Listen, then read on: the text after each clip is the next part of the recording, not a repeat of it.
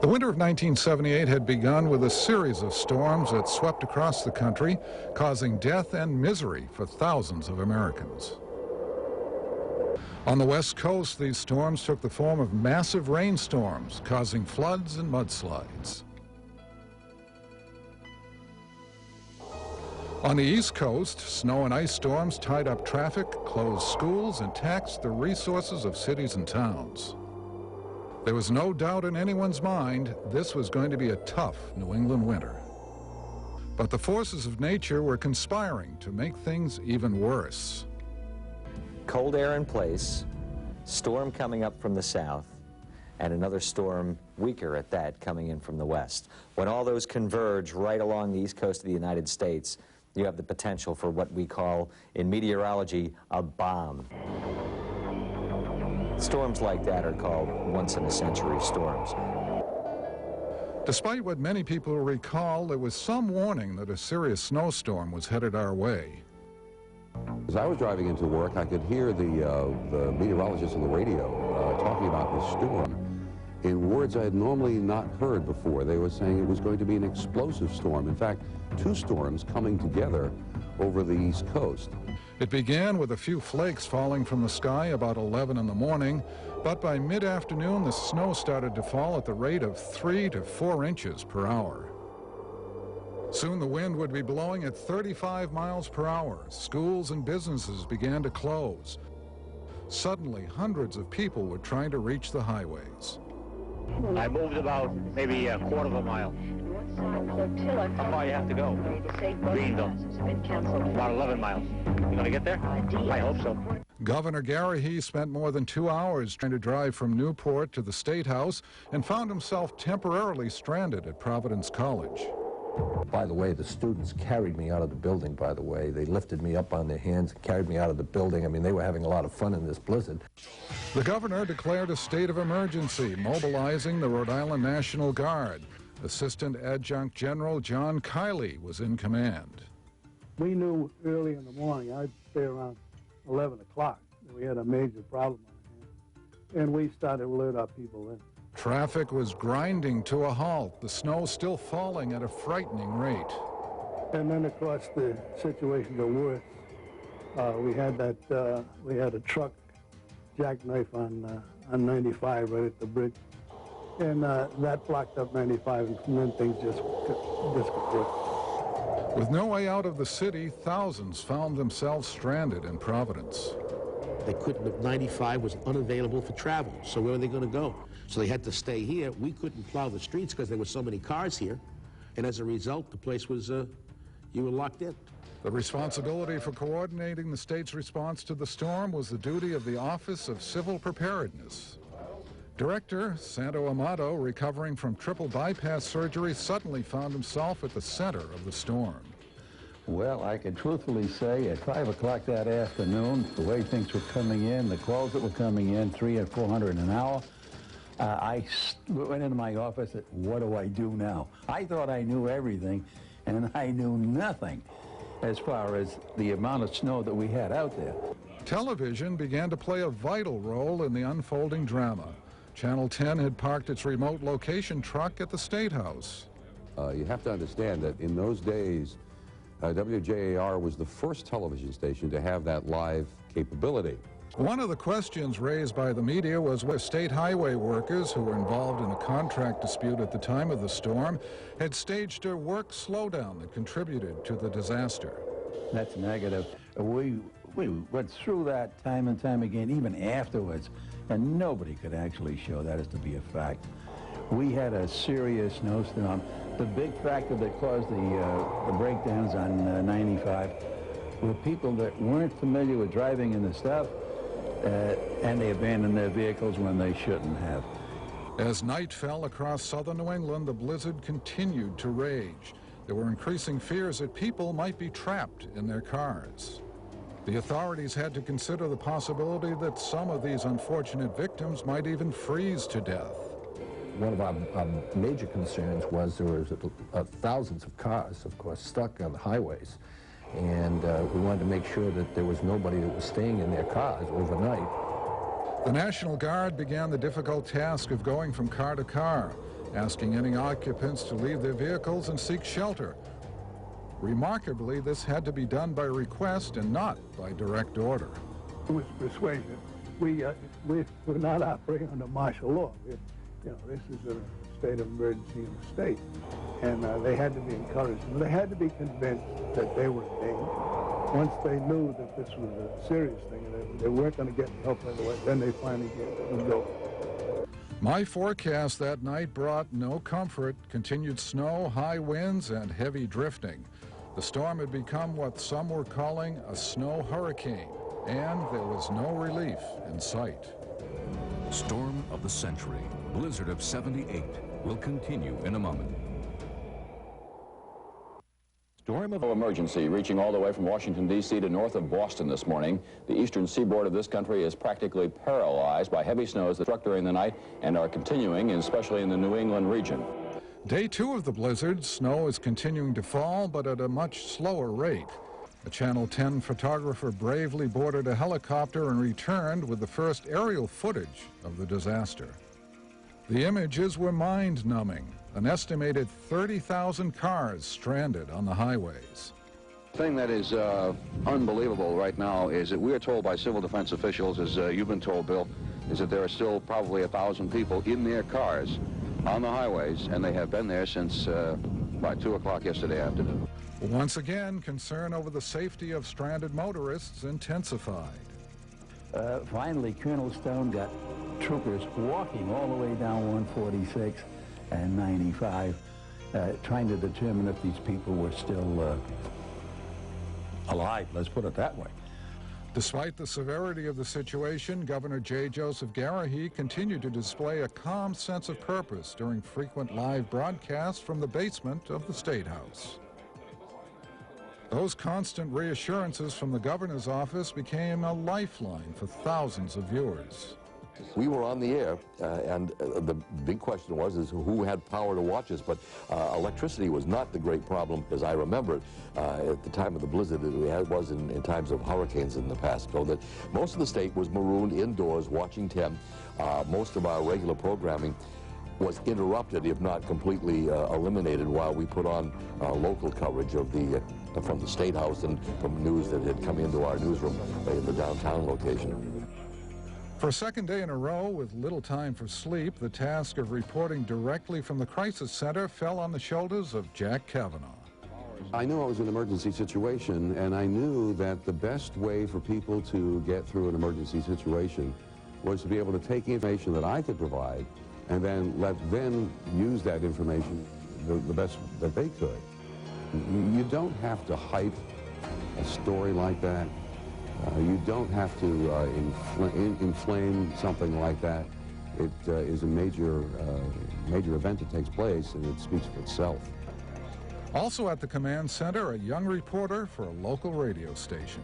It was kind of a jovial setting at first. We were all kind of goofing on it. And then as we realized that we weren't going anywhere and the body odor quotient started to go up, it wasn't really funny anymore. And we were eating C rations. Army C rations that someone found in one of the rooms down there in the basement. And I remember the big treat was to try to get your hands on the spaghetti and meatball C ration, because when you heated that up, at least it was edible. With schools and businesses closed and traffic at a standstill, it seemed as if time itself had somehow frozen. But life and death continued. We got a call, and the first one I think was the saddest. Someone who had someone die in the house, and we couldn't get it. They couldn't get anyone there, and they couldn't get to it. And we had to tell them to, put the body in one room, turn off the heat in the room, and open the windows. But just as a natural cycle of death could not be halted by the blizzard, neither could the cycle of life. Ever since their wedding, Jimmy and Susan D'Amico had wanted a child, but they never dreamed the baby would arrive in the middle of a blizzard. She came out of the bathroom, I was having coffee, and she says, guess what? I said, oh no. Oh no, he said. Oh yeah. She says, yeah. And the doctor kept telling him, you can deliver, but she's going to need to be stitched. You can't do that. You've got to get her out of that house. There was no choice but to face the storm and somehow reach a hospital. We went across the street, the woman across the street, and we borrowed her toboggan. And pulled me. We put Susan on a toboggan and we pulled her up Adams Street. Along the way, they met two men, total strangers, who offered them a ride. I thought the Jeep ride alone would deliver the baby because it was so bumpy. Remember that? And there were all kinds of chains that I was sitting on saying, if I ever deliver in this truck. They finally arrived at St. Joseph's Hospital in North Providence, a facility that hadn't provided for childbirth in 20 years. Some of us had never seen a delivery, and it was wonderful to see, and I kind of stood next to James to kind of give him a little bit of confidence and all that. And at one time I think he was going to go down because he was a little nervous about it.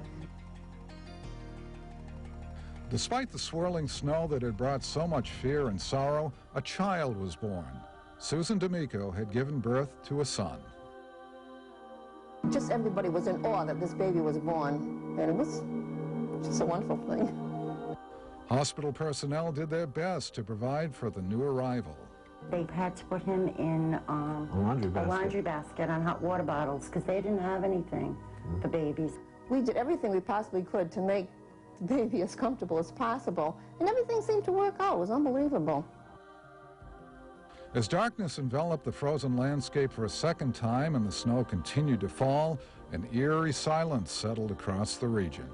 It was like a science fiction movie that, you know, this is the day the Earth stood still. And it was like that. Everything was just frozen at a standstill.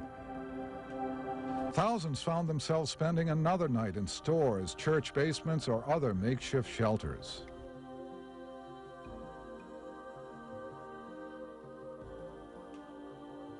With the state's resources now stretched to the limits, the governor sought assistance from the federal government.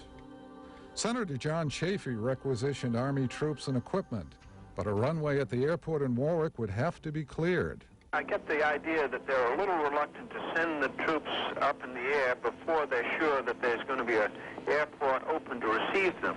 If the federal people would call me directly and let me know that they've got people ready to come into Rhode Island, we'll have the airstrip ready. For 2 long days, the people of the state had been under siege by the forces of nature. Now they were preparing to fight back. Storm of the Century, Blizzard of '78, will continue after these messages.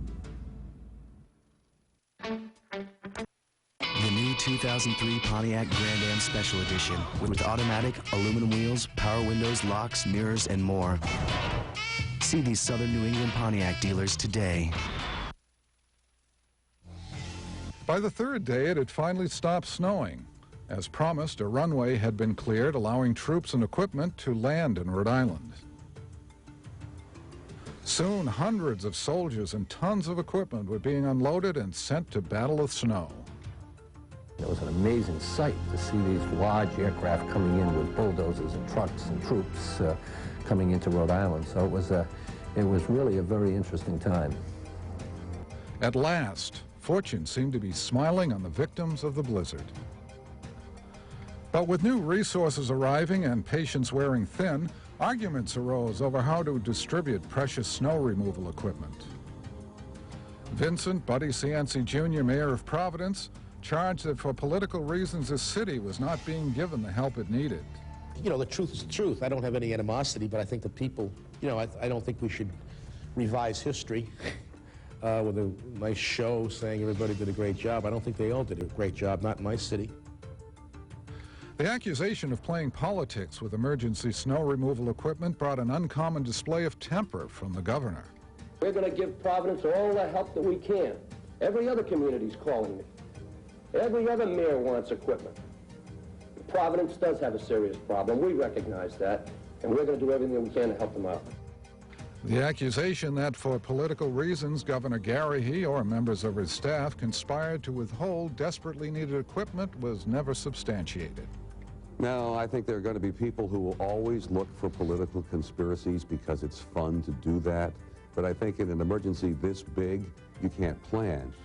You can't plan a disaster this size. You certainly can't plan a conspiracy for a disaster that size.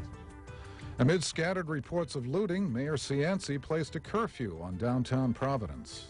Traffic in this area will be restricted to owners of businesses and other essential personnel who are properly identified as such.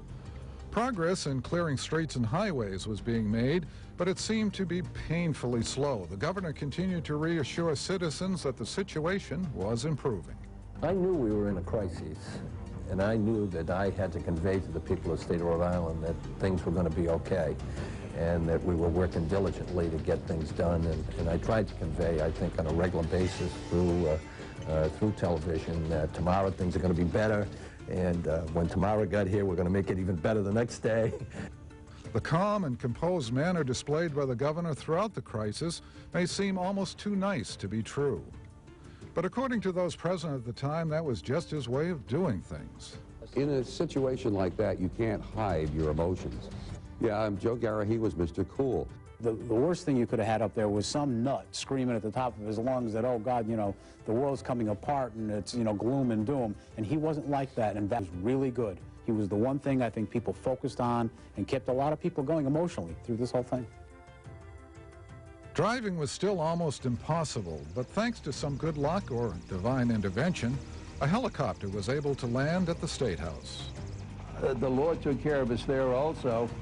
That section in the at the Francis Street door, the wind blew everything right out of there, and every helicopter that landed right in that one spot. Flying above the massive drifts and snowbanks, the governor looked down at the icy enemy that still held his state hostage. Well, everything was still. I mean, it was really something. I mean, the state was completely covered by snow. As you know, we had 3-4 feet in some areas of snow. I mean, it was kind of almost an eerie sight to be up over and to see not a thing moving. The conclusion of Storm of the Century, Blizzard of '78, when we return. On the next. The blizzard of '78 dropped snow ranging from nearly 2½ feet in Warwick to a reported 4½ feet in Lincoln. An estimated $30 million in wages were lost. Thanks to the heroic efforts of rescue workers, there were no confirmed cases of anyone freezing to death in their cars. But 21 people did die from causes attributed to the storm. It took nearly a week for the state to slowly, painfully recover. Gradually, the roads were cleared and traffic began to flow again. Schools and businesses reopened. The rhythm of life returned to our cities and towns. In time, the stark image of thousands of cars stranded on the highways faded. Other images, like Governor Garrahy wearing a plaid shirt for days on end, became part of our folklore and a target for cynics.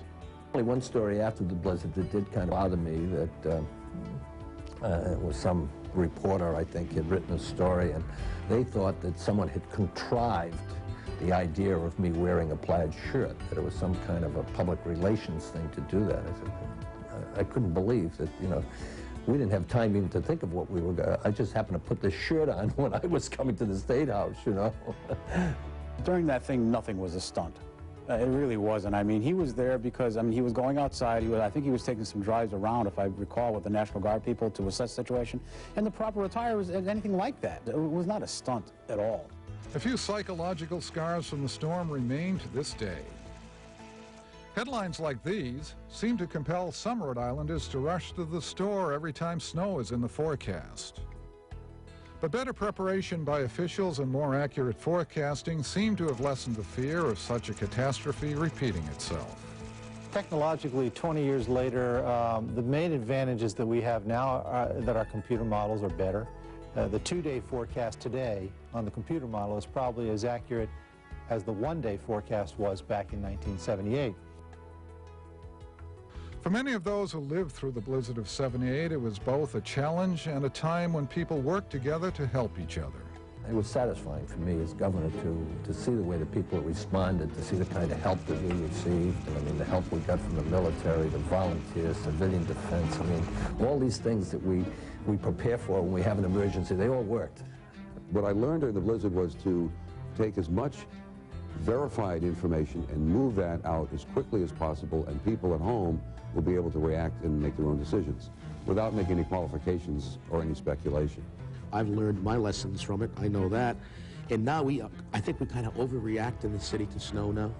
I know that I do. So that's what that snowstorm or that blizzard did to me. For many young people, the blizzard of '78 is just another interesting page in the state's history. And for some, helping people out is just part of their job. Of course, it's just a little different for Jimmy D'Amico Jr. You see, he's the young man who was born right in the middle of the storm of the century.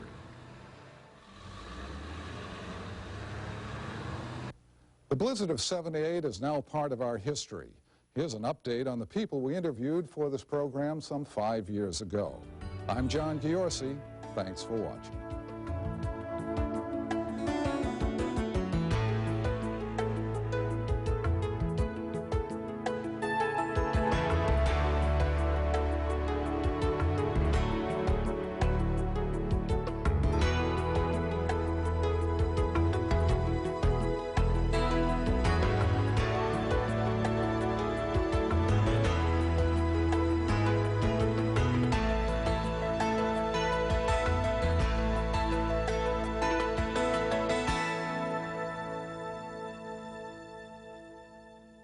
Storm of the Century is brought to you by Cardi's Furniture Superstores, Swansea, Mass. and Route 2, West Warwick. Before you and your family grab life, grab a great deal on a new 2003 Dodge Caravan. Like 0%